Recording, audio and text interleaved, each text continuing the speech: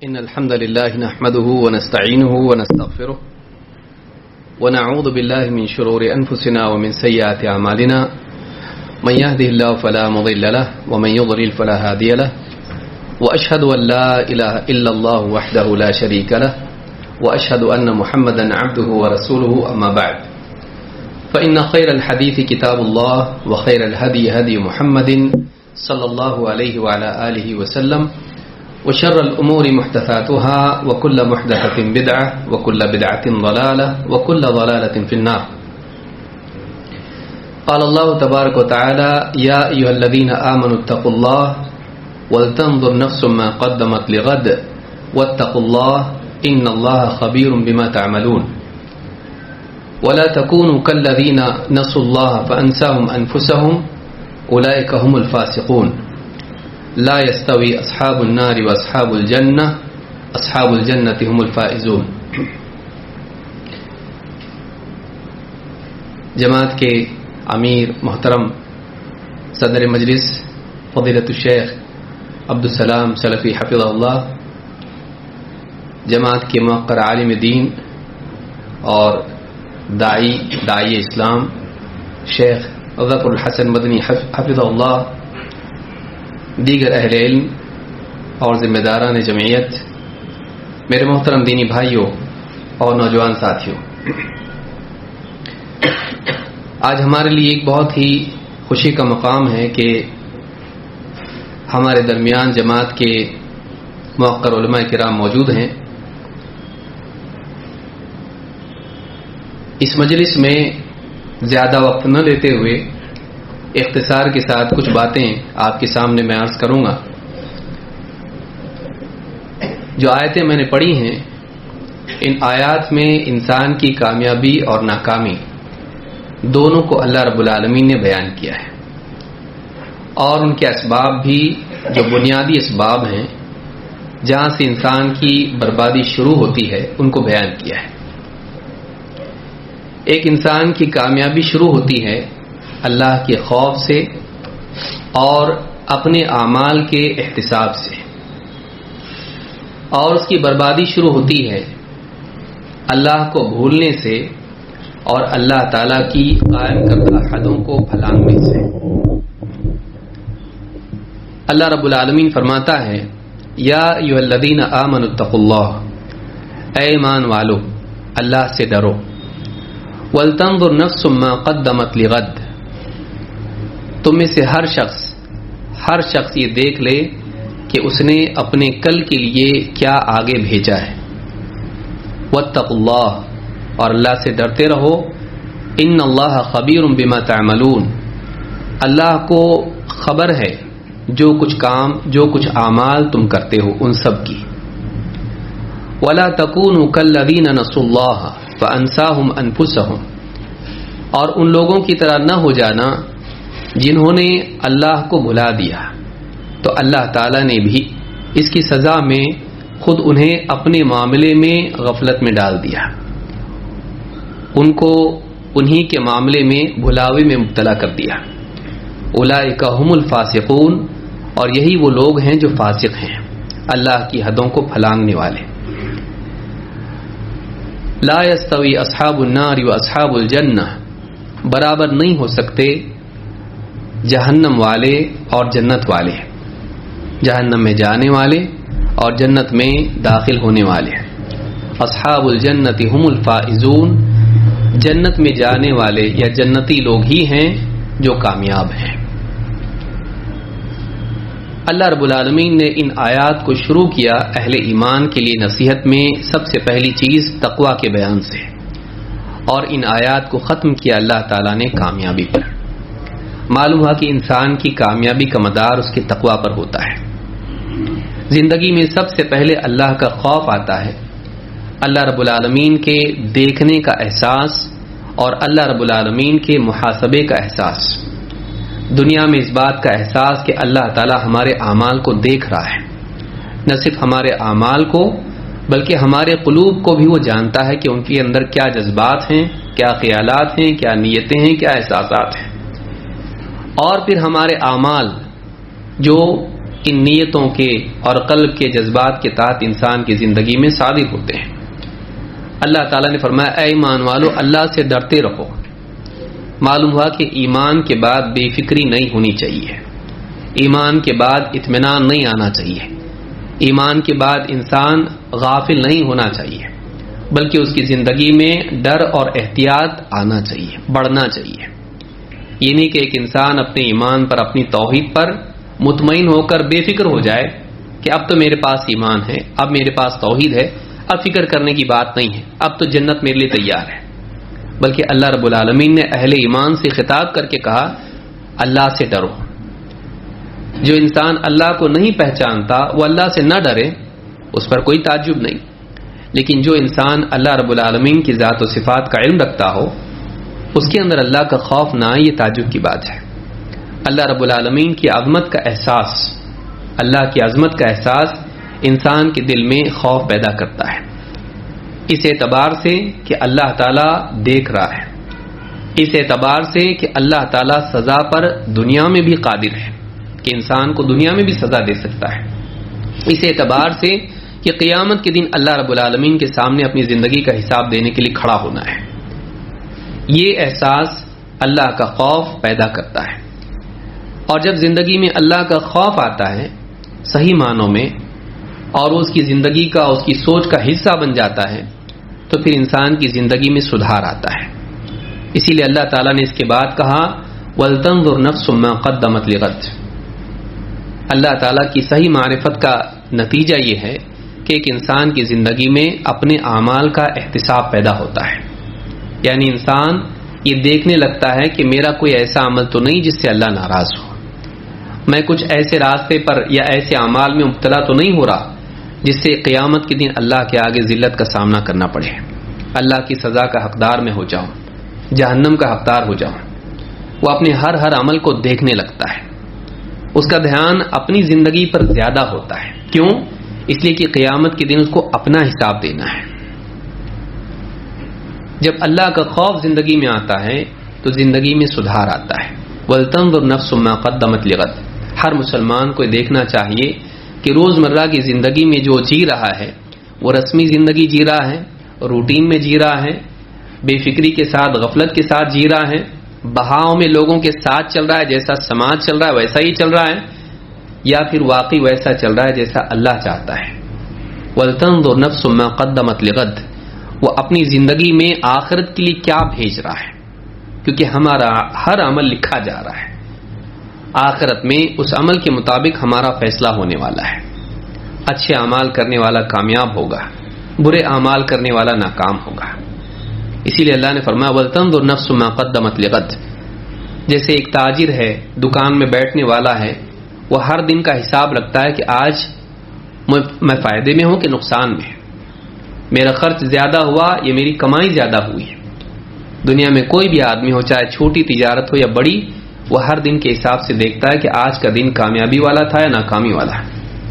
ایک ایمان والے کو بھی دنیا میں اسی طرح جینا چاہیے، کیونکہ اللہ رب العالمین نے اسی لیے ہم کو یہاں پر بھیجا ہے کہ اپنے وقت کو صحیح استعمال کر کے ہم دنیا میں کچھ کمائیں تاکہ آخرت میں ہم کامیاب ہو جائیں۔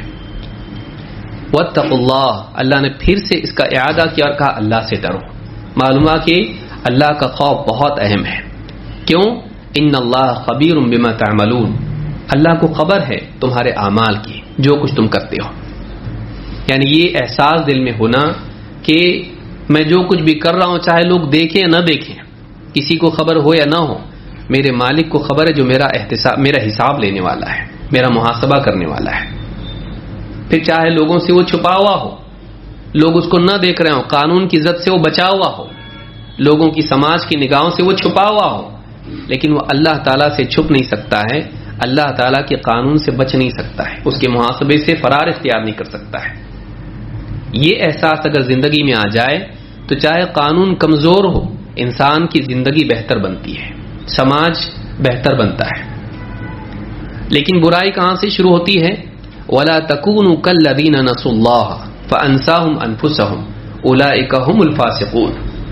فسق کی ابتدا، انسان فاسق بعد میں بنتا ہے، اللہ کو بھولنے والا پہلے بنتا ہے۔ زندگی میں جب غفلت آتی ہے وہ اپنے مالک ہی کو بھول جاتا ہے اور اللہ تعالیٰ کی طرف سے محاسبے کو بھول جاتا ہے، آخرت کے حساب کو بھول جاتا ہے، اللہ کے سامنے جواب دہی سے غافل ہو جاتا ہے، پھر اس کی زندگی بے لگام ہو جاتی ہے، پھر اس کے لیے کوئی حد نہیں رہتی ہے، پھر خواہشات کا منتہا اس کی حد ہوتی ہے، اپنی خواہش پوری کیے بغیر وہ رکتا نہیں ہے۔ واقعی مومن اللہ سے ڈرنے والا اللہ کے حکم اور اللہ کی حد پر رک جاتا ہے، لیکن جس انسان کا مالک اللہ نہیں بلکہ اس کا نفس ہو، پھر وہ نفس کی تسکین کے بعد رکتا ہے، وہ اپنی خواہشات کو پورے کرنے کے بعد رکتا ہے۔ اسی لیے اللہ نے فرمایا وَلَا تَكُونُوا كَالَّذِينَ نَسُوا اللَّهَ، ان لوگوں کی طرح مت ہو جانا جنہوں نے اللہ تعالیٰ کو بھلا دیا، اللہ کے حکموں کو ترک کر دیا، اللہ کی یاد کو چھوڑ دیا، اللہ کے بارے میں سوچنا چھوڑ دیا، اللہ کے حکموں کے بارے میں وہ لاپرواہ ہو گئے۔ وَلَا تَكُونُوا كَالَّذِينَ نَسُوا اللَّهَ، اس کی سزا دنیاوی کیا ملی ہے؟ فَأَنسَاهُمْ أَنفُسَهُمْ، اللہ تعالیٰ نے خود انہیں اپنے بارے میں بھلاوے میں ڈال دیا۔ انسان جب اللہ کو بھول جاتا ہے تو قلب کو دنیاوی سزا ملتی ہے، اور وہ یہ کہ انسان اپنے انجام کے بارے میں غافل ہو جاتا ہے، اس کا دل سخت ہو جاتا ہے، اس کو آخرت کے بارے میں اپنے انجام کے بارے میں احساس اس کا خراب ہو جاتا ہے، ختم ہو جاتا ہے، اس کو اپنے بارے میں فکر نہیں رہتی ہے۔ یہ دنیاوی سزا ہے جو دل کو ملتی ہے، اور اس کا نتیجہ کیا ہے؟ اللہ نے فرمایا اولئک هم الفاسقون، یہی لوگ فاسق ہیں، یعنی فاسق وہ ہوتا ہے جو اللہ کو بھولنے والا ہوتا ہے، اللہ کو بھول کے وہ دنیا میں آزاد ہو جاتا ہے، پھر شراب، جوا، چوری، جھوٹ، خیانت اور اس طرح کی جتنی برائیاں ہیں اس کی زندگی کا حصہ بنتی چلی جاتی ہیں۔ وہ چاہ کے بھی بعض اوقات رک نہیں پاتا ہے، کیوں؟ اس لیے کہ ان کا عادی بن جاتا ہے۔ تو اسی لیے اللہ تعالیٰ نے فرمایا اولئک هم الفاسقون، یہی لوگ فاسق ہیں۔ تو ایک آدمی چاہتا ہے کہ اگر فسق و فجور سے بچے تو اس کے لیے ضروری ہے کہ وہ اللہ کو بھولنے سے بچے۔ اللہ کی یاد دلوں کا اطمینان بھی ہے اور زندگی میں سدھار بھی لاتی ہے۔ الا بذکر اللہ تطمئن القلوب، خبردار اللہ کی یاد سے دل اطمینان پاتے ہیں۔ اگر اللہ کو بھول جائے دل سخت ہو جاتا ہے، دل کا سکون ختم ہو جاتا ہے، اور صرف دل ہی کو سزا نہیں ملتی بلکہ انسان کی زندگی میں گناہوں کا سلسلہ شروع ہو جاتا ہے۔ کتنے لوگوں کو گناہ ہے کہ ہم بچنا چاہتے لیکن بچ نہیں پاتے، کیوں؟ اس لیے کہ انسان عادی ہو جاتا ہے، اس کا بریک اتنا مضبوط نہیں ہوتا ہے کہ چاہ کے بھی رک پائے، کیونکہ اسی راستے پہ وہ دوڑ پڑتا ہے، رک نہیں پاتا ہے۔ اولئک هم الفاسقون لا يستوي اصحاب النار واصحاب الجنہ اصحاب الجنۃ هم الفائزون، اللہ تعالیٰ فرماتا ہے برابر نہیں ہو سکتے جہنم والے اور جنت والے، جنت والے ہی وہ لوگ ہیں جو کامیاب ہیں، برابر نہیں ہو سکتے ہیں اپنے حال کے اعتبار سے، برابر نہیں ہو سکتے اپنے معال کے اعتبار سے، انجام کے اعتبار سے بھی برابر نہیں، لیکن انجام بعد میں آتا ہے، انجام نتیجہ ہے اس زندگی کا جو دنیا کی زندگی ہے۔ دونوں کا انجام الگ کیوں ہے؟ دونوں کا معال الگ کیوں ہے؟ اس لیے کہ دونوں کا حال الگ ہے۔ یہ اللہ کو یاد رکھنے والے، اللہ سے ڈرنے والے، اللہ کی حدوں پر رکنے والے، اللہ کو راضی کرنے کے لیے جینے والے، جن کا مقصود اللہ ہو۔ قل ان صلاتی ونسکی ومحیای ومماتی للہ رب العالمین، اے نبی آپ کہیے کہ میری نماز، میری قربانی، میرا جینا، میرا مرنا اللہ رب العالمین کے لیے ہے۔ ان کی زندگی کا مقصود ہی اللہ کی رضا ہو، ان کی زندگی میں نکھار پیدا ہوتا ہے، ان کی زندگی میں خیر آتی ہے، اور ان کے ذریعے سے ماحول میں خیر آتی ہے۔ ایک طرف یہ لوگ ہیں ان کا حال اچھا ہے، ظاہر بات ہے جس کا حال اچھا ہو اس کا معال بھی اچھا ہوگا۔ دوسری طرف وہ لوگ ہیں جن کی زندگی میں اللہ کو وہ مقام نہیں ملا جو واقعی جس کا مستحق اللہ تعالیٰ ہے۔ وما قدر اللہ حق قدری، انہوں نے اللہ کی ویسے قدر نہیں کی جیسے کرنی چاہیے تھی۔ ان کی زندگی میں بڑائی کا مقام اللہ کے سوا کسی اور کے لیے ہے۔ کسی کے دل میں اللہ کی بجائے مال و دولت کو مقام ملا ہوا ہے، کسی کے دل میں عہدے کو ملا ہوا ہے، کسی کے دل میں کسی اور چیز کو ملا ہوا ہے، سماج کو ملا ہوا ہے، کسی کے دل میں اپنے نفس کو ہے، کوئی شیطان کا غلام ہے، کوئی نفس کا غلام ہے، کوئی سماج کا غلام ہے، کوئی دولت کا غلام ہے، کسی اور چیز کا غلام ہے، تو اس کی زندگی میں بھی فساد پیدا ہوتا ہے۔ وہ اللہ کو بھول کے کسی اور چیز کو اپنے سامنے، اپنی نگاہوں کے سامنے رکھتا ہے، ظاہر بات ہے اس کی زندگی میں خیر نہیں آئے گی۔ جب اللہ سے دل منقطع ہو جائے تو زندگی میں خیر نہیں، شر ہی شر آتا ہے۔ لہذا ایسے انسان کی زندگی میں فسق و فجور دنیا میں آیا، ظاہر بات ہے کہ ایسے انسان کی آخرت بھی بگڑ جاتی ہے۔ انسان خود اپنی آخرت بگاڑتا ہے، لیکن آخرت بعد میں بگڑتی ہے، زندگی پہلے بگڑتی ہے۔ بگڑی ہوئی زندگی کے لیے بگڑا ہوا انجام ہے، لیکن زندگی کب بگڑتی ہے؟ زندگی بگڑتی ہے، انسان کے اعمال بگڑتے ہیں دل کے بگڑنے سے۔ دل بگڑتا ہے پہلے، اس کے بعد پھر پوری زندگی بگڑ جاتی ہے۔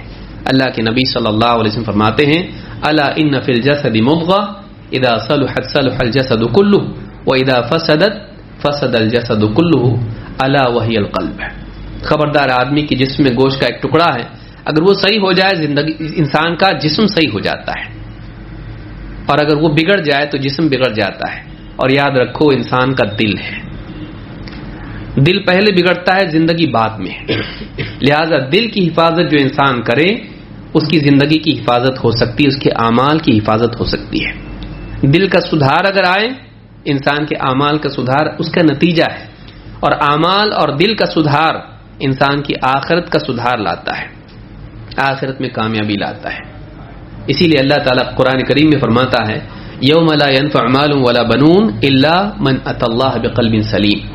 قیامت کے دن مال اولاد کچھ کام نہیں آئیں گے، ہاں مگر یہ کہ ایک انسان اللہ کے پاس قلب سلیم لے کر آئے، سدھرا ہوا، ٹھیک ٹھاک سلامت دل، ایسا دل جو شرک سے پاک ہو، کفر سے پاک ہو، نفاق سے پاک ہو، اسی طرح سے اخلاقی گندگیوں سے پاک ہو، کینہ، کپٹ، حسد، حرص اور وہ ساری چیزیں جو دل کو بگاڑتی ہیں، ان سب سے پاک دل لے کر اللہ کے پاس آئیں، ایسا انسان کامیاب ہوگا۔ پھر چاہے وہ غریب ہو، چاہے وہ بے اولاد ہو، چاہے اس کا پوچھنے والا کوئی نہ ہو، اگر اس کا دل صحیح تھا تو اللہ تعالیٰ کے نزدیک اس کا مقام اونچا ہے، چاہے اس کے پاس کچھ بھی نہ ہو۔ لیکن سب کچھ دنیا میں اس کے پاس تھا، اس کے پاس اچھا دل نہیں تھا، اس کے پاس ایسا دل نہیں تھا جو اللہ سے جڑا ہوا ہو، تو ایسا انسان قیامت میں، آخرت میں اللہ کے پاس مقام نہیں پا سکتا ہے۔ دنیا میں اس نے اپنی زندگی میں اللہ کو کیا مقام دیا ہے، اس بنا پر فیصلہ ہوگا کہ اللہ کے پاس اس کو قیامت کے دن کیا مقام ملے گا۔ لہذا بہت ضروری ہے کہ ہم اپنی زندگی کی اصلاح کریں، اللہ تعالیٰ سے اپنے قلوب کو جوڑیں، اللہ تعالیٰ کی یاد سے اپنے دلوں کو منور کریں، اپنی زبان کو اس سے معطر کریں، اپنی زندگی کو اس سے بہتر بنائیں۔ اللہ تعالیٰ سے جڑنا، اللہ سے اپنا تعلق جوڑنا، یہ بنیادی ضرورت ہے۔ پھر دنیا کی جتنی چیزیں ہیں وہ ملے نہ ملے فرق نہیں پڑتا ہے، جس کو اللہ ملا اس کو سب کچھ مل گیا۔ اگر اللہ نہیں ملا، سب کچھ مل کے بھی انسان فقیر ہے، محتاج ہے، بلکہ ذلیل ہے، دنیا میں بھی اور آخرت میں بھی ہے۔ لیکن اگر اللہ تعالیٰ سے انسان کا تعلق جڑ جائے، اگر اللہ کو پالے، تو پھر دنیا کا کوئی کھونا نہیں ہے۔ لہذا اللہ تعالیٰ ہم سب کو سمجھ عطا فرمائیں، اپنی زندگی کی اصلاح کی ہم فکر کریں، اللہ کو یاد کرنے والے، اللہ کے آگے جھکنے والے، اللہ کا حکم ماننے والے اور نبی کریم صلی اللہ علیہ وسلم کی سنتوں کے مطابق زندگی گزارنے والے بنیں۔